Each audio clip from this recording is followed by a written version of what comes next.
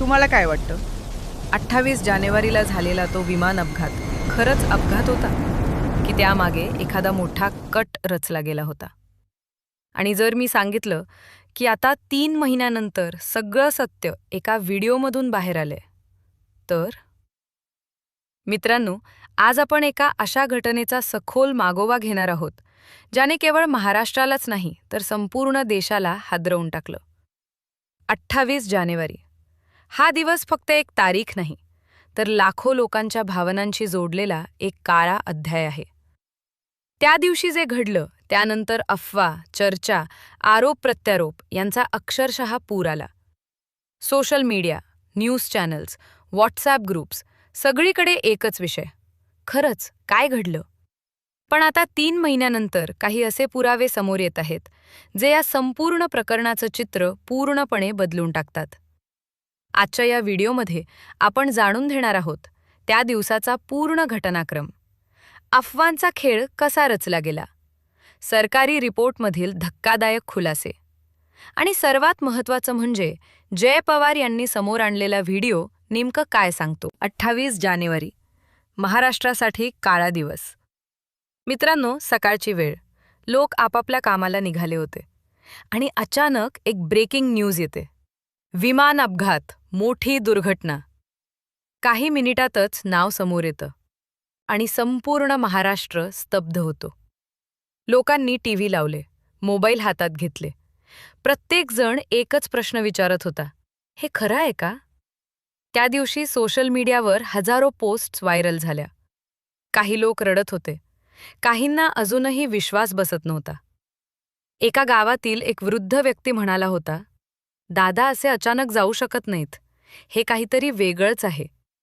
ही भावना फक्त त्या व्यक्तीची नव्हती, तर संपूर्ण महाराष्ट्राची होती. अपघातानंतर लगेचच माहितीचा एक प्रचंड गोंधळ निर्माण झाला. कुणीतरी म्हणालं दादा जिवंत आहेत, कुणीतरी म्हणालं ते हॉस्पिटलमध्ये आहेत, तर काही जण म्हणाले की हा सगळा नाटक आहे. आता विचार करा, जेव्हा लोकांना स्पष्ट माहिती मिळत नाही तेव्हा ते काय करतात? ते अंदाज लावतात आणि तेच अंदाज हळूहळू अफवांमध्ये बदलतात. व्हॉट्सॲपवर एक मेसेज व्हायरल झाला होता, दादा लवकरच परत येणार आहेत. लोकांनी तो मेसेज इतका शेअर केला की तो खराच वाटायला लागला. हे अगदी तसंच आहे जसं एखाद्या गावात कुणीतरी सांगितलं, उद्या पाऊस येणार, आणि सगळे त्यावर विश्वास ठेवतात. पण इथे विषय भावनांचा होता आणि त्यामुळे लोक जास्तच प्रभावित झाले. काही दिवसांनी सरकारने अधिकृत रिपोर्ट जाहीर केला. हा रिपोर्ट म्हणजे जणू पहिल्यांदाच पडदा उघडला गेला. या रिपोर्टमध्ये 5 अशा गोष्टी समोर आल्या ज्या खूपच धक्कादायक होत्या. वेळ बदलली होती, जागा बदलली होती, पायलटवरचा आरोप खोटा ठरला, विमानाची स्थिती व्यवस्थित होती आणि घटनाक्रम आधीच सेट केला गेला होता. मित्रांनो, इथे एक उदाहरण घेऊ. समजा एखाद्या गुन्ह्याच्या ठिकाणी पोलिसांना सांगितलं गेलं की गुन्हा एका ठिकाणी झाला, पण नंतर कळलं की गुन्हा दुसरीकडे झाला. तर याचा अर्थ काय? कोणीतरी मुद्दाम दिशाभूल करत आहे. इथेही तसंच काहीसं दिसतंय. आता खरी गोष्ट सुरू होते. 27 जानेवारीच्या रात्री दादांचा प्लॅन होता गाडीनं प्रवास करण्याचा. पण अचानक एक फोन येतो, एक निनावी कॉल, आणि सगळं बदलतं. त्यांना सांगितलं जातं, एक महत्त्वाची फाईल आहे, ती पाहणं गरजेचं आहे. आणि त्या एका फाईलमुळे त्यांचा संपूर्ण प्रवास पुढे ढकलला जातो. रात्रभर थांबावं लागतं आणि मग सकाळी गाडीऐवजी विमानाचा निर्णय घेतला जातो. मित्रांनो, इथे एक साधा प्रश्न आहे. जर तो फोन आला नसता तर काय झालं असतं? कदाचित हा अपघात घडलाच नसता. आणि मग येतो सगळ्यात मोठा ट्विस्ट. जय पवार यांनी एक व्हिडिओ समोर आणला. हा व्हिडिओ साधा नाही. हा व्हिडिओ म्हणजे संपूर्ण प्रकरणाचा टर्निंग पॉइंट आहे. त्या व्हिडिओमध्ये एक व्यक्ती दिसते, जी दादांच्या खूप जवळची होती. आणि ती व्यक्ती विमानाच्या कॉकपिटमध्ये काही संशयास्पद हालचाली करताना दिसते. आता इथे एक गोष्ट लक्षात घ्या. कॉकपिटमध्ये कोणालाही सहज प्रवेश मिळत नाही. मग ती व्यक्ती तिथे कशी पोहोचली? हा प्रश्न खूप मोठा आहे. या व्हिडिओमुळे एक नाव समोर आलं, आणि ते नाव ऐकून सगळेच हादरले, कारण तो माणूस दादांच्या खूप जवळचा होता. मित्रांनो, इतिहासात आपण पाहिलं आहे, मोठे मोठे साम्राज्य बाहेरच्या शत्रूंनी नाही तर आतल्या लोकांनी उद्ध्वस्त केले आहेत. महाभारतात देखील कौरवांचा नाश बाहेरून झाला नाही, तर त्यांच्या स्वतःच्या निर्णयांमुळे झाला. इथेही काहीसं तसंच दिसतंय. मित्रांनो, आता आपण येतो सगळ्यात महत्त्वाच्या आणि संवेदनशील भागाकडे. तो म्हणजे ब्लॅक बॉक्स. ब्लॅक बॉक्स म्हणजे काय? सोप्या भाषेत सांगायचं तर विमानाचा सत्य सांगणारा साक्षीदार. विमानात काय घडलं, पायलट काय बोलले, शेवटच्या क्षणी काय परिस्थिती होती, हे सगळं ब्लॅक बॉक्समध्ये रेकॉर्ड होतं. आणि जेव्हा या अपघातानंतर ब्लॅक बॉक्स मिळाला, तेव्हा सगळ्यांना वाटलं आता सत्य बाहेर येईल. पण इथेच सगळ्यात मोठा ट्विस्ट आहे. रिपोर्टनुसार ब्लॅक बॉक्समधील काही डेटा अपूर्ण होता. काही सेकंद गायब होते. आता विचार करा, एखाद्या चित्रपटाचा शेवटचा सीनच गायब असेल तर? तुम्हाला कथा समजेल का? नाही ना. म्हणूनच हा सगळ्यात मोठा संशयाचा मुद्दा बनला आहे. काही तज्ज्ञांचं म्हणणं आहे, त्या शेवटच्या काही सेकंदांमध्येच खरी घटना घडली असावी. आणि तेच डेटा गायब आहे.